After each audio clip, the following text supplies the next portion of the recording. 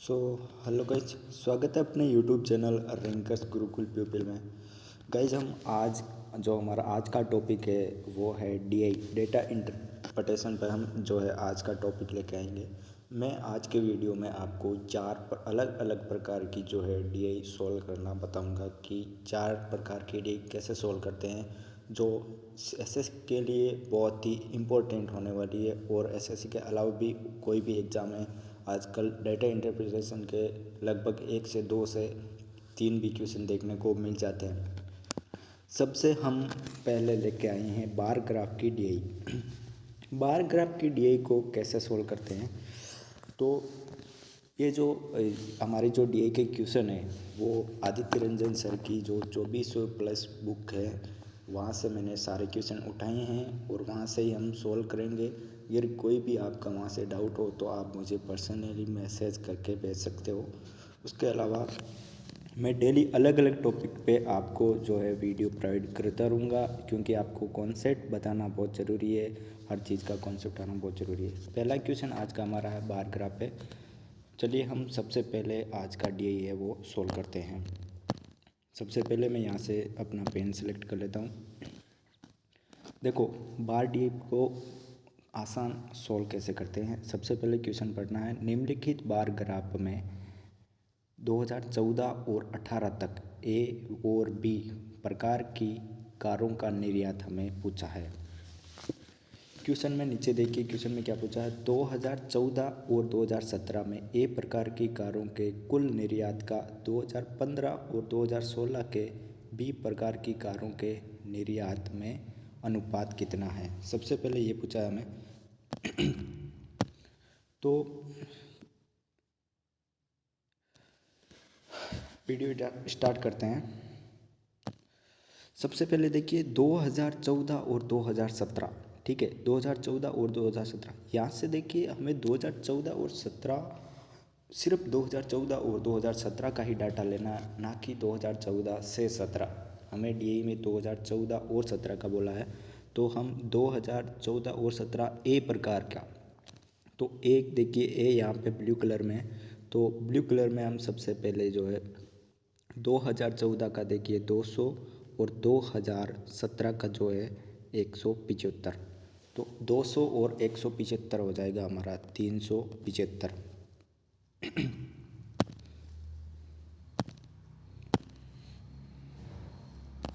इसको थोड़ा मैं इरेज कर देता हूँ यहाँ से,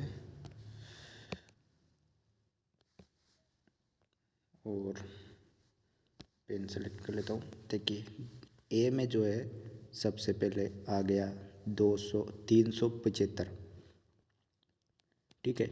उसके बाद चलते हैं 375। अब पूछा गया है, यहाँ से मैं इसको क्लीन कर देता हूँ, आपको आसानी होगी समझने में।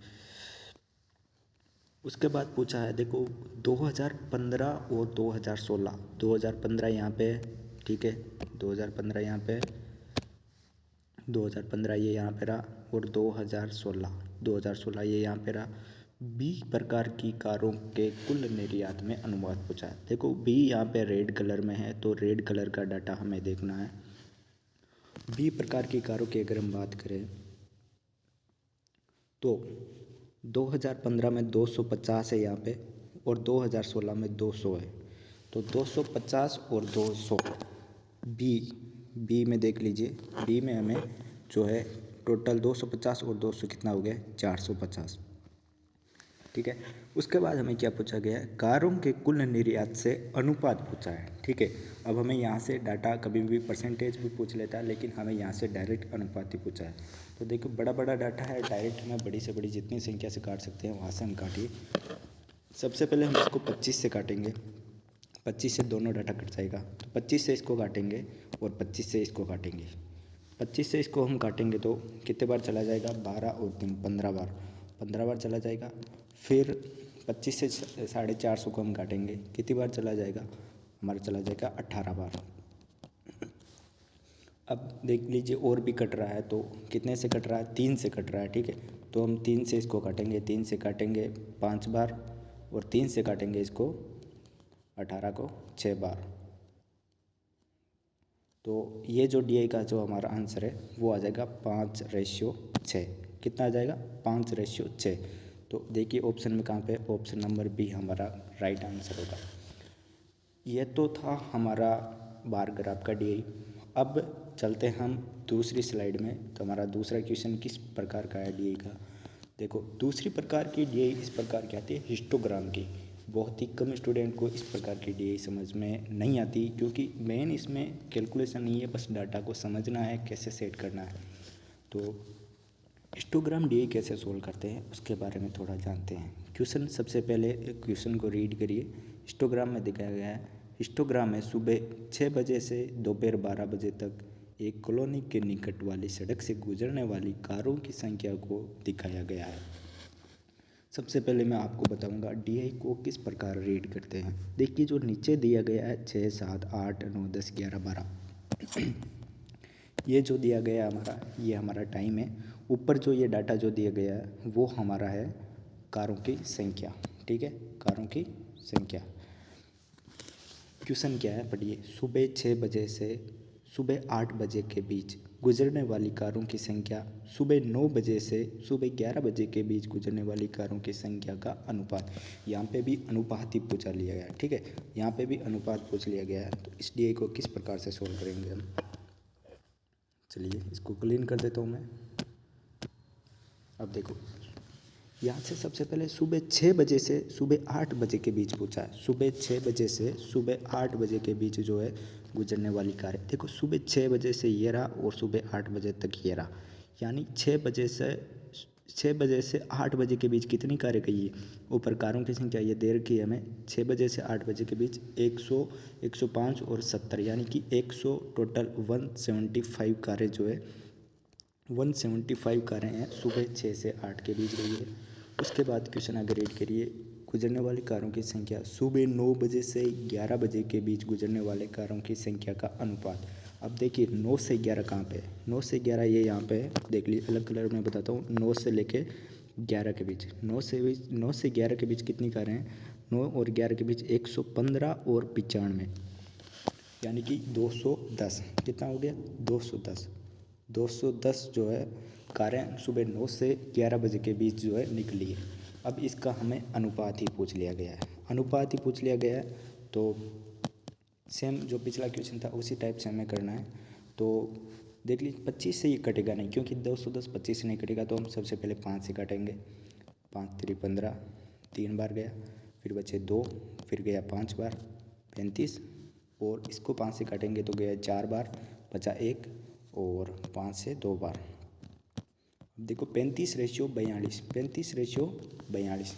अब 35:42 देखो किसी से कट रहा है क्या? तो हाँ ये कट रहा है। कितने से कट रहा है? 7 से कट रहा है। 7 से इसको काटेंगे 5 बार, और 7 से इसको काटेंगे 6 बार।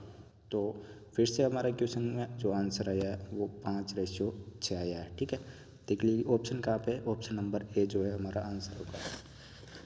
ये था दूसरी प्रकार की हिस्टोग्राम की DI को कैसे सोल्व करते हैं। उस प्रकार की DI को आपको मैंने एक्सप्लेन कर दिया गया। अगर कोई भी समस्या हो, आपको DI नहीं समझ में आ रही है, तो आप मेरे को कमेंट में अपना कमेंट छोड़ सकते हो और बता सकते हो कि मुझे इस प्रकार की DI समझ में नहीं आई।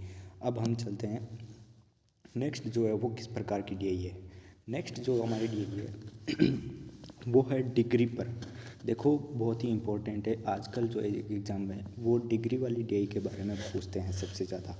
ठीक है, डिग्री वाली DI किस प्रकार सोल्व करते हैं वो इस क्वेश्चन में जानेंगे। निम्नलिखित पाई चार्ट में एक परिवार में विभिन्न मदों पर होने वाले मासिक व्यय को दर्शाया गया है। ठीक है,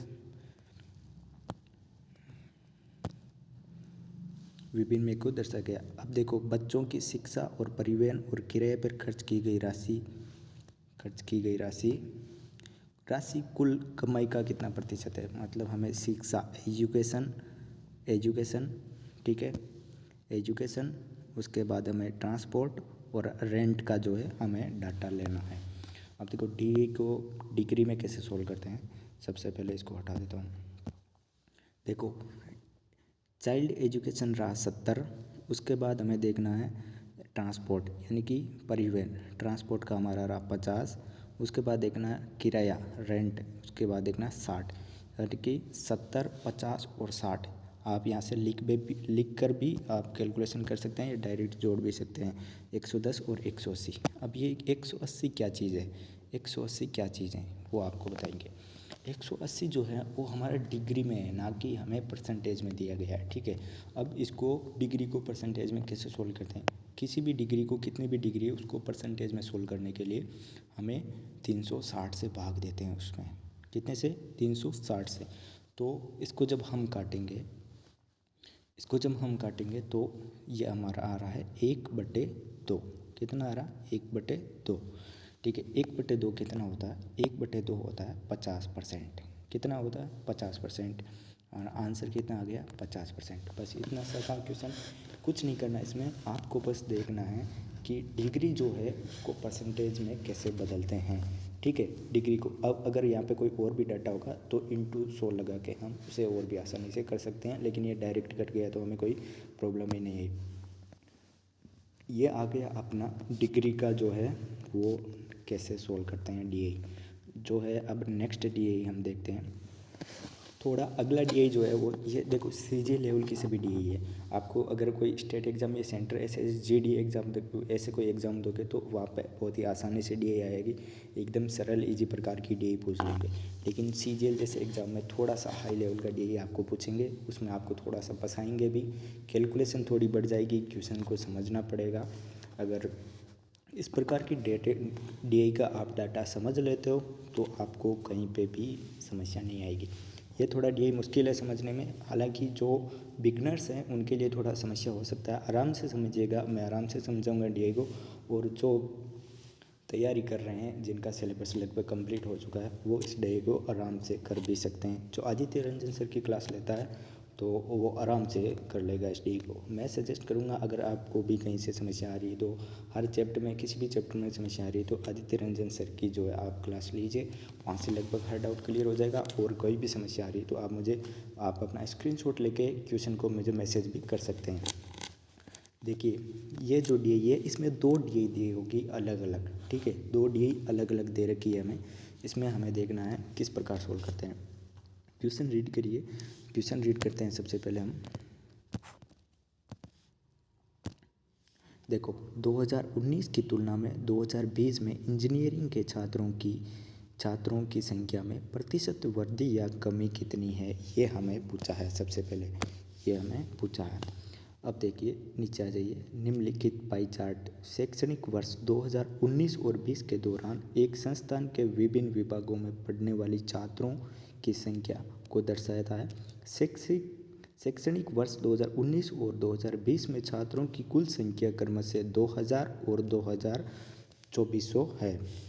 2000 और 2400। देखो इसमें अगर आप डाटा समझ लोगे ना तो बहुत ही आसानी होगी, आपको कहीं पे भी समस्या नहीं आएगी यहाँ पे, क्योंकि एक बार आपने डाटा समझ लिया ना तो आपको कहीं पे भी समस्या नहीं आएगी। अब देखो ये जो डीआई दे रखा है ना, ये डीआई, ठीक है, इसमें जो है वो 2000 डाटा दे रखा है, और ये जो डीआई दे रखा है ना उसका डाटा 2400 है, ठीक है। कितना है, 2400 है।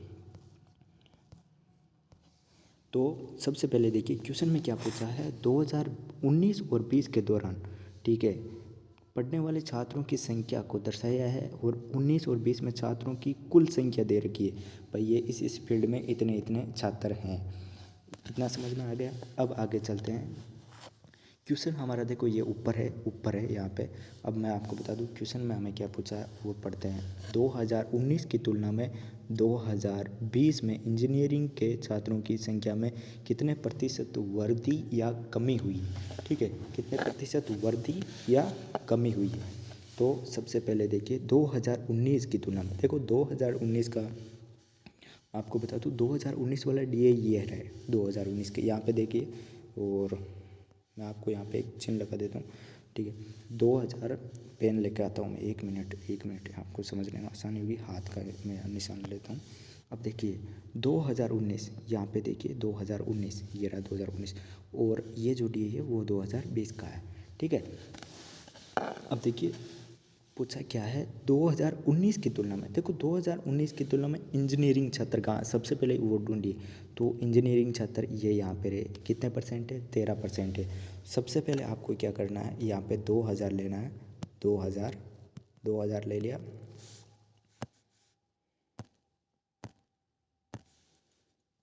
सबसे पहले 2000 लीजिए। 2000 का आपको कितना निकालना है? 13% निकालना है। कितना निकालना है? 13%। यहाँ पे मैं सोल्व कर देता हूँ। 2000 का 13% कितना होता है? तो यहाँ से देख लिए, 13 दूना 26, 260 कितना होता है? 260। तो ये जो हमारा डाटा आया 260 आ गया टोटल। इसको बता देता हूँ, कोई कम नहीं है इसका। तो ये जो आ गया हमारा डाटा 260, कितना आ गया? 260।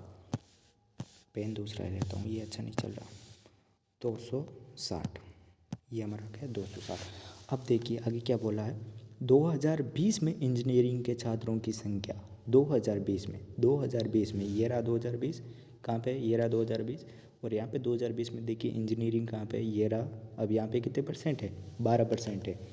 ये 12% 2000 का नहीं है, क्योंकि 2000 में ये जो है ना, ये जो 2000 है ना, ये इसका 2019 का, और ये 2400 है ना, वो हमें 2020 का दे रखा है। तो हमें सबसे पहले क्या करना है? 2000 मतलब 2400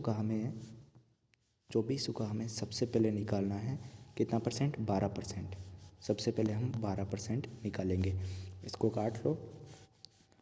8, 4 और 24, 4 48, यानी कि 488। यानी कि ये जो डाटा है हमारा कितना आ गया? 488 आ गया। थोड़ा सा समस्या हो रही होगी इसमें समझाने में, क्योंकि थोड़ा अलग प्रकार का डी है। तो ये कितना हो गया? 288। 288। अब ये क्या है? छात्रों की संख्या में प्रतिशत वृद्धि या कमी पूछी है। यहाँ पे कितनी वृद्धि या कमी हो रही है? कितनी हो रही है हमें पे? 28 की। कितनी हो रही है? 28 की वृद्धि हो रही है।